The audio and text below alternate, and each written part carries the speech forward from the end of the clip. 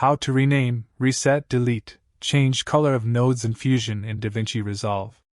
To begin, I created a composition and I'm on the Fusion page.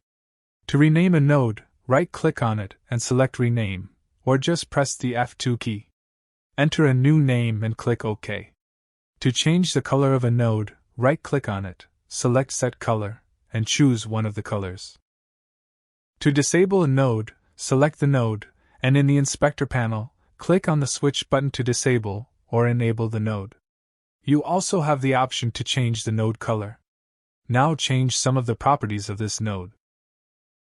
If you want to set the property to its initial value, just click on the small dot at the bottom of the slider.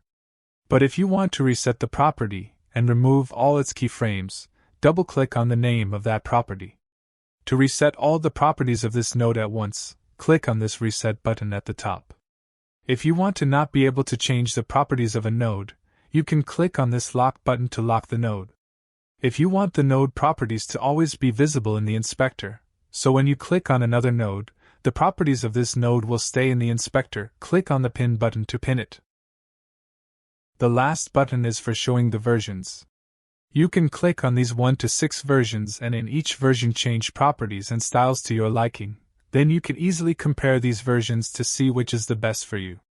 For example, here I changed my outline color to a blue color, and I can compare this blue and orange color to see which one is the best. Finally, to delete a node, just click on the node and press the delete key on your keyboard.